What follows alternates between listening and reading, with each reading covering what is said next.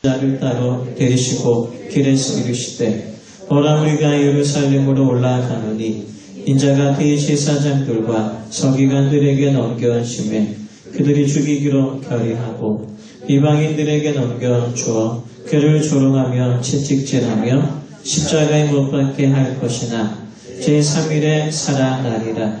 그때 세베대의 아들의 어머니가 그 아들들을 데리고 예수께 와서 절하며 무엇을 구하니 예수께서 이르시되 무엇을 원하느냐 이르되 나의 이 두 아들을 주의 나라에서 하나는 주의 우편에 하나는 주의 좌편에 앉게 명하소서. 예수께서 대답하여 이르시되 너희는 너희가 구하는 것을 알지 못하는도다. 내가 마시려는 잔을 너희가 마실 수 있느냐? 그들이 말하되 할 수 있나이다. 이르시되 너희가 과연 내 잔을 마시려니와 내 좌우편에 앉은 것은 내가 주는 것이 아니라 내 아버지께서 누구를 위하여 예비하셨든지 그들이 얻을 것이니라. 아멘. 미국의 캘리포니아의 종교 전문 조사기관인 바나 리서치에서 성인 1000명을 대상으로 교회 출석하는 사람들의 어떤 신앙관에 대해서 조사했습니다. 조사 내용은 교회를 다닌 사람이 어릴 때 교회를 다닌 사람이 장년이 되어 성이 되어 교회 다닐 확률을 조사한 겁니다. 결과는 어릴 때 교회를 다니지 않았던 사람이 어른이 되어서 교회를 다닐 확률이 3배나 높았다라고 합니다. 이런 결과는 이렇습니다. 장년들이 교회를 다니고 있는데 물어보니까 71%가 어려서부터 교회 학교에서 성장한 거예요. 유치부, 유초등부, 중고등부, 청년부. 그래서 교회 학교에 우리의 자녀들을 이끄는 것은 무엇과 연결되냐면 구원과 연결됩니다. 우리가 신앙생활에서 중요한 것은 무엇이냐면 우리의 인생이 이 땅에서 끝나는 것이 아니고 우리에게는 영원한 천국이 있다라는 거예요. 천국만 있으면 좋은데 무엇도 있죠? 지옥도 있다라는 거예요. 그래서 우리의 자녀들을 어렸을 때부터 교회로 인도하는 것은 누구의 사명이냐면 부모의 사명입니다. 우리는 2주 동안 부부에 대한 믿음에 대해서 말씀을 들었습니다. 주님께서 가정에 대한 말씀을 주세요. 원래 오늘 이 말씀 전에 백부장에 대한 믿음을 월요일부터 준비했는데 주님이 금요일날에 이 말씀을 주셨어요. 이 말씀도 가정에 대한 말씀이거든요. 2주 전에 마노아의 가정에 대한 말씀을 전할 때에 마노아의 아들이 누구죠? 이제 다 아시죠? 이거 삼손이잖아요. 삼손을 주님 주실 때 마노아가 주님께 이러한 기도를 했어요. 주님, 주님이 주시는 아들 너무나 감사한데요. 이 아들, 딸을 낳으면 저는 어떻게 가르쳐야 되죠? 이것을 주님께 물었어요. 우리가 주님께 기도해야 될 제목이 많이 있지만 그 중에 하나는 뭐냐면 주님, 내 아들, 내 딸 어떻게 가르쳐야 됩니까? 라는 거죠. 원래 사실은 내 딸, 내 아들이 아니죠. 누구 딸, 누구 아들이죠? 예, 맞아요. 하나님의 아들이요, 하나님의 딸이에요. 그래서 우리를 무엇이라고 하냐면 청직이라고 합니다. 청직의 뜻이 뭐죠? 어떠한 일을 맡은 자예요. 주인이 아니다라는 거죠. 우리는 청지기적인 부모인 거죠.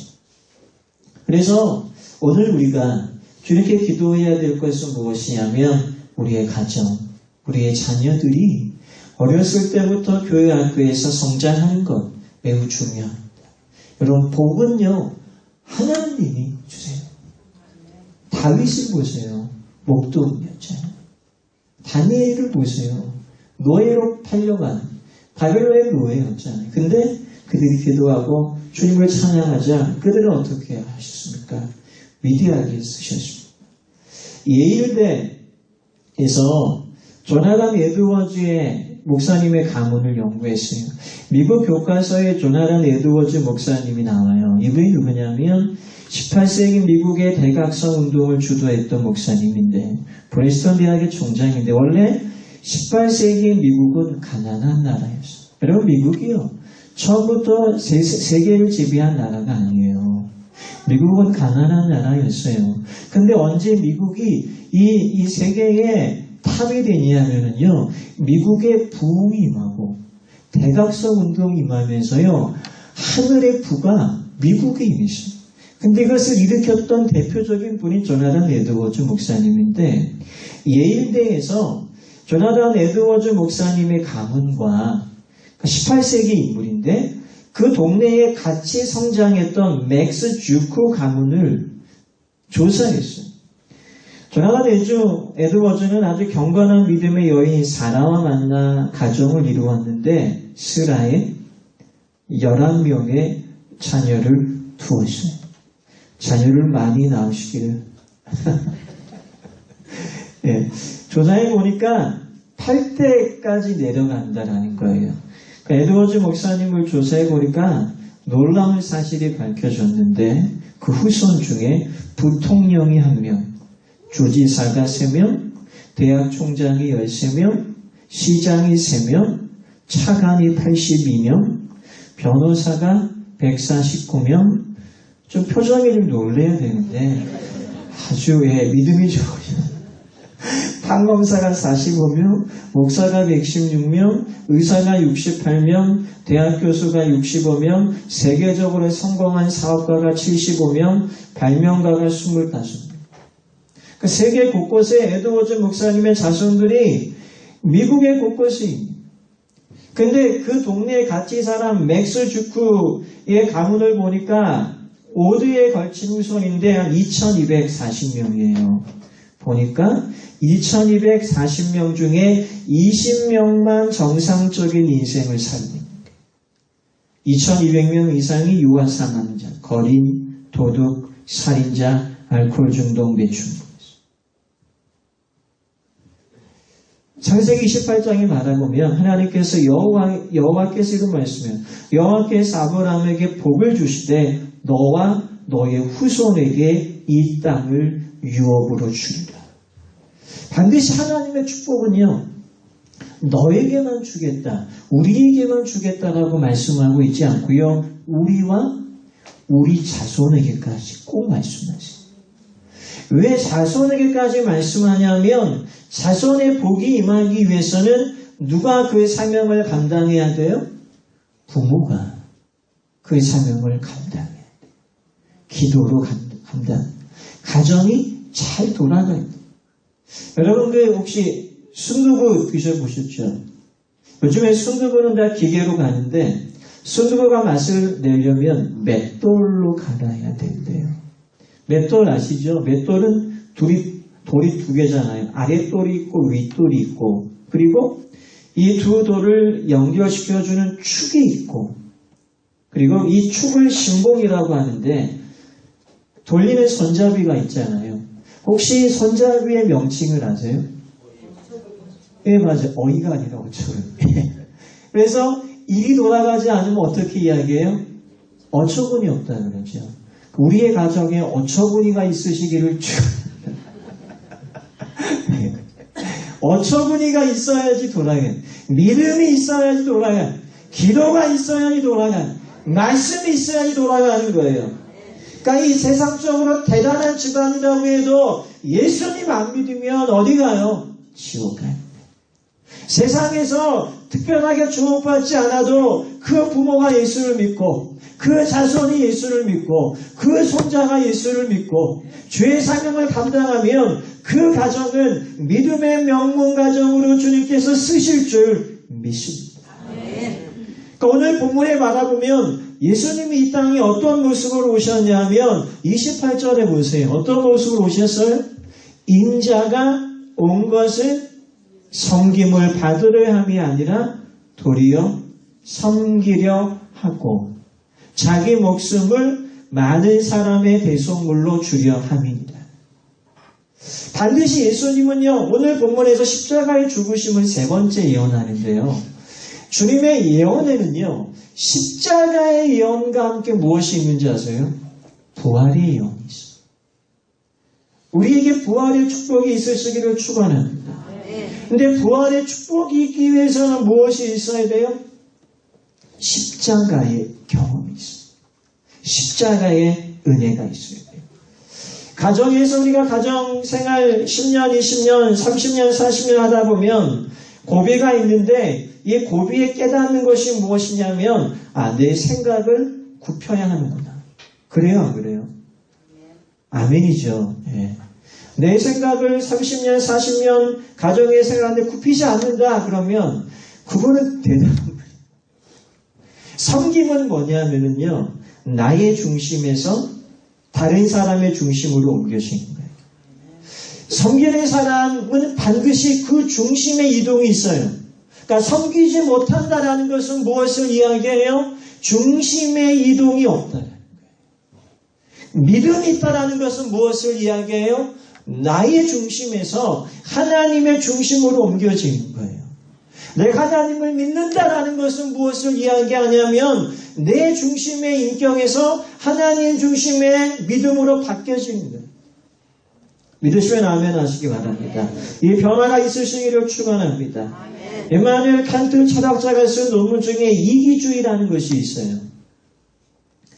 왜 사람이 이기적이냐라는 것을 논리적으로 쓴 글이에요. 왜 사람이 이기적일까요? 이 글에서 이렇게 이야기합니다. 이기적인 사람의 공통적인 특징은 뭐냐면 따라서 합니다. 나는 항상 그 다음 뭘까요? 옳다. 주님이 항상 옳은 줄 믿습니다. 그래서 나의 옳음을 내려놓는 것을 무엇이라고 이야기해요? 십자가의 죽음이다 라고 이야기합니다. 오늘 본문은 대략 한 AD 한 32년경 예수님이 십자가에 못 박히시기 전에 한 달 전에 있었던 대화요 사건입니다. 여기서 살로메라는 여인이 예수님께 오는데 오늘 여기서는 이름이 나오지 않지만 살로메예요. 살로메가 예수님과 어떤 관계냐면 예수님의 이모예요. 되게 가깝죠. 그러니까 이모가 거리낌 없이 두 아들에 대해서 청탁을 하는 거예요. 왜 청탁을 하냐면 지금 예수님이 예루살렘에 가는 걸 다 알아요. 예수님이 예루살렘에 왜 가냐면 때가 됐다라는 거예요. 어떤 때예요? 이제 주님이 로마의 압제에서 이스라엘을 구원하실 거다라는 거예요. 이것이 누구의 생각이에요? 제자들의 생각이고 예수님을 따라갔던 사람들의 생각인 거예요. 우리의 생각이 있고 하나님의 생각이 있어요. 믿음은 무엇이에요? 하나님의 생각을 발견하는 거예요. 오늘 눈이 열리시기를 축원합니다. 아무리 인생을 열심히 살아도 믿음의 눈이 열려요. 말씀의 눈이 열려요. 기도의 눈이 열려야 돼요. 십자가의 죽음을 경험해야지만 부활의 축복이 있는 거예요. 옆에 있는 분들에게 이렇게 인사하겠습니다. 언제 죽으시겠어요?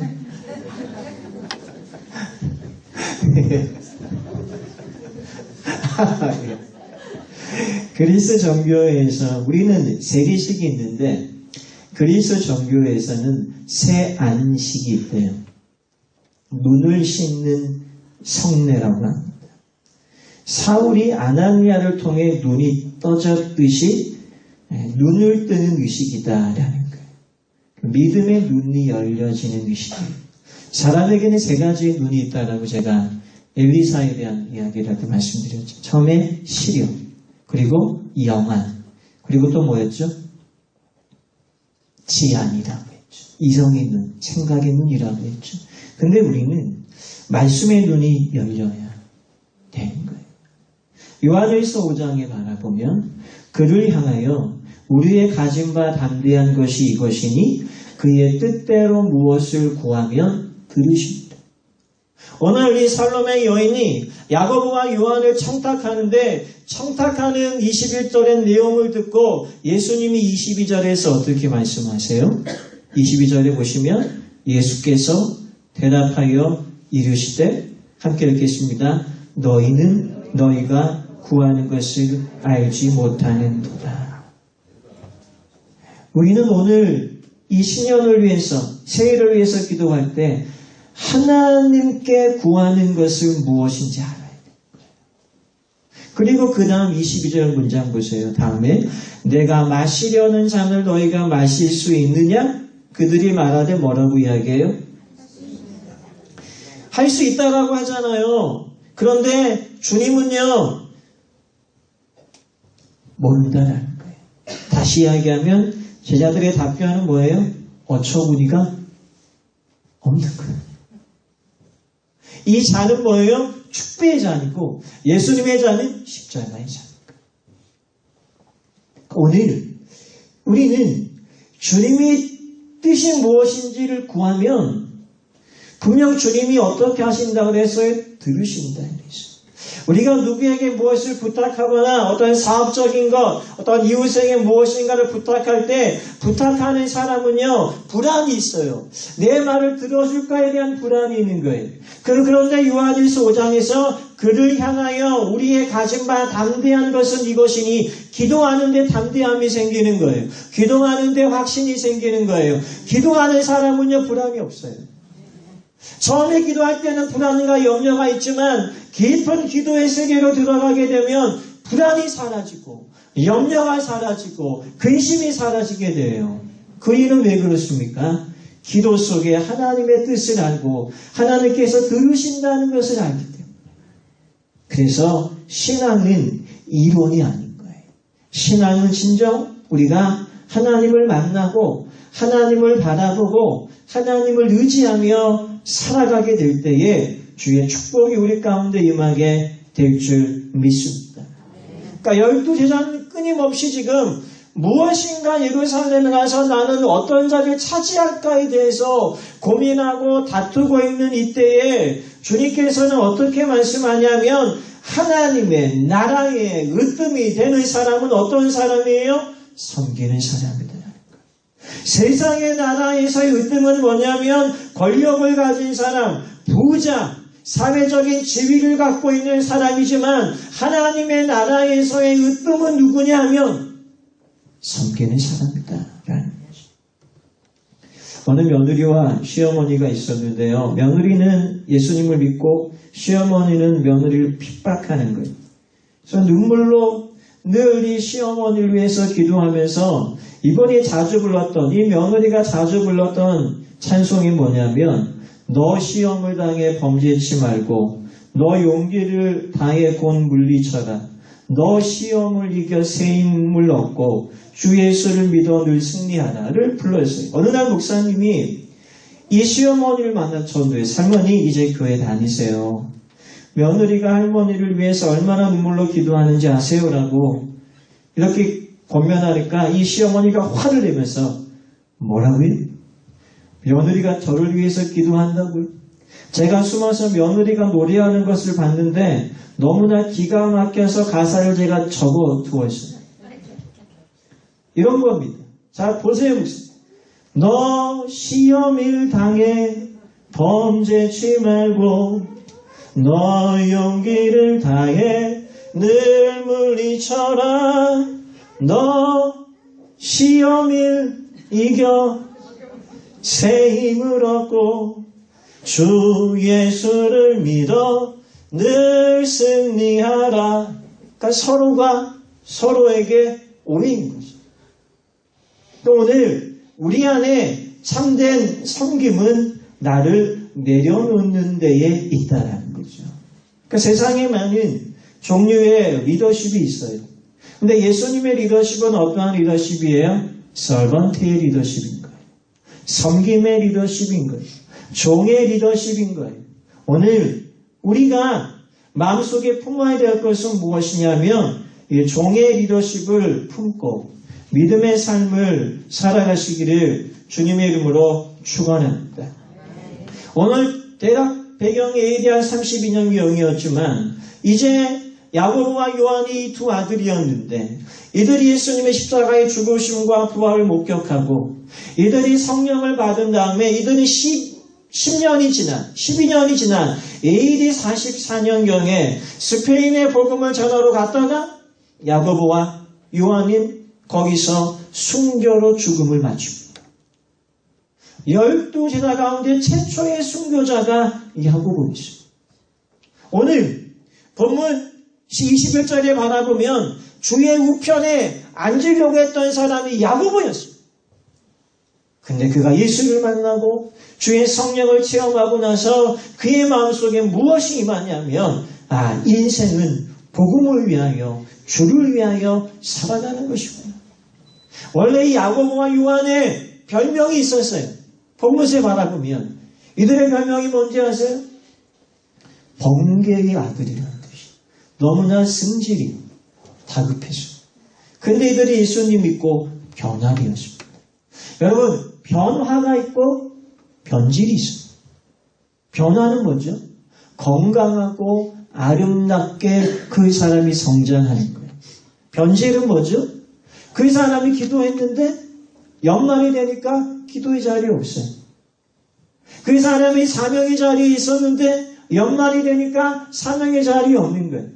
근데 우리가 새해에 기도의 자리에 시작해서 연말 되면 응답으로 역사가 나타나시기를 축원합니다. 사명의 자리에 시작해서 그 사명의 자리를 완수하는 하나님의 사람들이 되시기를 간절히 원합니다. 우리 세탁소에 가보면 재봉틀이 있었잖아요. 이 재봉틀의 시점이 1790년에부터 시작됐어요. 그런데 이 재봉틀이 이 기계화되고 많이 팔리게 될 때가 언제냐면 1850년에 싱거라는 한 남자가 이 재봉틀을 완전하게 만들어서 큰 부자가 되었어요. 근데 이 싱거는요, 병이 많아서 결혼을 했는데 아내는 밖에 나가서 일을 하고 싱거의 남편은 병 때문에 집에서 지내는 거예요. 근데 아내가 나가서 돈을 버는데 참 힘든 거예요. 그리고 그것이 풍족하지 않고 너무나 미안해서 남편이 어떻게 하면 아내를 도울까를 연구하다가 싱거가 기도하고 쉬지 않고 연구하면서 만든 것이 뭐냐면 실용적인 재봉틀. 이 재봉틀을 보고 이웃들이 보고 이것을 상품으로 만들어지게 되자 이 가정이 부유하게 됐습니다. 원래 질병이 있었던 남편이었는데 아내를 도우려고 아내를 섬기려고 하면서 그 가정에 하나님의 축복이 임했습니다. 오늘 우리의 마음속에 섬김으로 살려고 할 때에 하나님께서 그 크신 은혜를 주실 줄 믿습니다. 우리 말씀의 결론을 내리겠습니다. 28절 마지막 문장을 바라보면 예수님은 다시 한번 예루살렘에 가는 이유와 목적에 대해서 말씀합니다. 마지막 이유와 목적이 무엇이냐면 자기 목숨을 많은 사람의 대속물로 주려 함이니라. 대속물이 뭐예요? 나는 죄가 없는 거예요. 나는 깨끗한 거예요. 그런데 옆에 있는 사람의 죄를 내가 뒤집어 쓰고 죽는 것이 뭐예요? 대속물. 대신 죽는 거예요. 대신 그 죄값을 갚는 거예요. 그 대신 죄값을 갚는 예수 그리스도를 복음이다라고 하는 거예요. 오늘 이 자리에 온 것은 대속의 은혜가 있어서 우리가 이 자리에 온 줄 믿습니다. 우리가 주님의 은혜를 받는 것도 대속의 은혜인 거예요. 내가 이미 섬김을 받았기 때문에 섬김을 받은 자는 섬길 수 있어야 됩니다. 어디에서요? 우리의 가정에서, 우리의 일터에서, 우리의 교회에서, 이웃들과의 관계에서 그 섬김의 마지막 극치는 무엇이냐면 생명을 드리는 거예요. 오늘 본문의 19절을 바라보면 예수님께서 구체적으로 말씀하세요. 이방인들에게 넘겨주어. 섬김과 헌신은 뭐냐면요, 내가 희생의 자리에 가는 것이 아니고요, 누군가 나를 잡아 끄는 거예요. 잡아 끌어서 그 억울한 자리로 가게 하는 거예요. 조롱의 자리로 가게 하는 거예요. 채찍질의 자리로 가게 하는 거예요. 예수님이 십자가의 자리로 갔을 때 주님의 모습은 어떠셨어요? 침묵하셨어요. 어떠한 말씀도 하지 않으셨어요. 묵묵하게 어린 양처럼 십자가를 치셨어요. 섬김과 순교는 무엇이냐면 내가 조용히 주의 일을 감당하는 거예요. 그러면 그 가운데에 예수님이 드러나시고 복음이 드러나는 거예요. 가정이 세워지는 거예요. 도시가 세워지는 거예요. 교회가 세워지는 거예요. 이 섬김의 축복이 있으시기를 주님의 이름으로 축원합니다. 기도하겠습니다. 하나님, 이제 우리는 머리가 되고자 하는 것이 아니라 낮고 낮은 자가 되기를 원합니다. 우리가 세상에 살아가면서 우리가 참으로 부단히 열심히 성공하고 부유하고 살기를 원합니다. 하지만 주님은 우리에게 말씀합니다. 주님의 섬김, 주님의 마음을 배우라고. 오늘 이 시간 다시 한번 진리의 말씀을 통하여 새롭게 2016년도를 준비하게 하여 주옵소서. 오늘 우리의 마음속에 상처받은 영혼들이 있으면 위로하시고 오늘 이 시간 새로운 은혜와 새로운 마음을 허락하여 주셔서 오직 주님의 뜻만이 이루어지게 하여 주옵소서. 예수님의 이름으로 기도하옵나이다. 아멘. 우리 낮의 일처럼 우리 밤의 달처럼 함께 우리 찬양 같이 나오셔서 하시고 찬양하시고 통성으로 기도하고 예물을 위해서 축도받으심으로 우리 마치겠습니다. 낮의 일처럼 낮의 일처럼 밤의 달처럼 그렇게 살 순 없을까? 욕심도 없이 얻은 세상 비추어 온전히 남을 위해 살듯이 나의 인생에 꿈이 있다면 이 땅에 네가 소근되어 가난한 영혼 지친 영혼을 주님께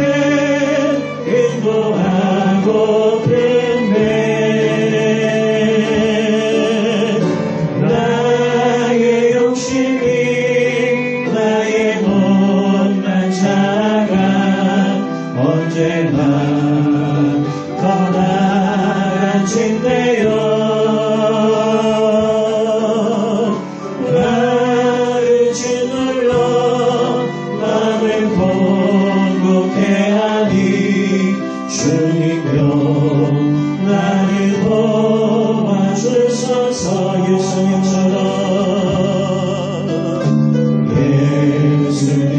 예수님처럼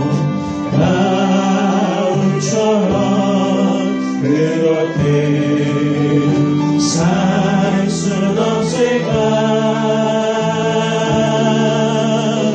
남을 위하여 당신들의 온몸을 온전히 버리셨던 것처럼 주의 사랑은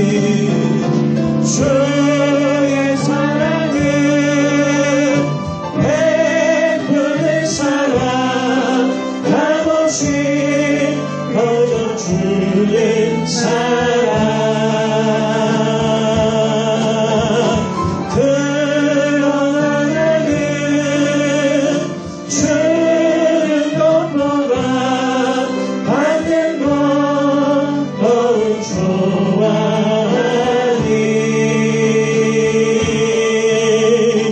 나의 입술은 주님만 그득하나 내 맘은 아직도 좋아요.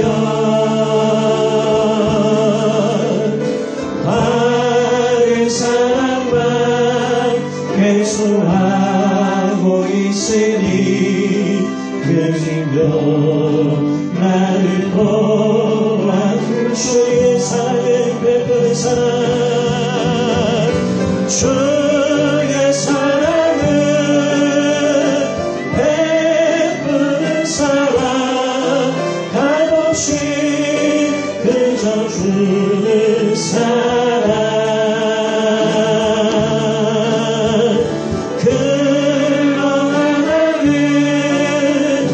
주는 것보다 받는 것 더욱 좋아하니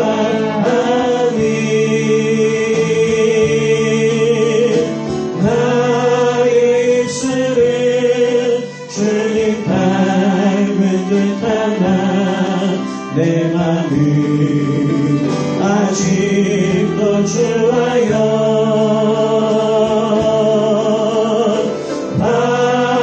사랑만 계속하고 있으니 주님여 나를 도와주소 주여 나를 모아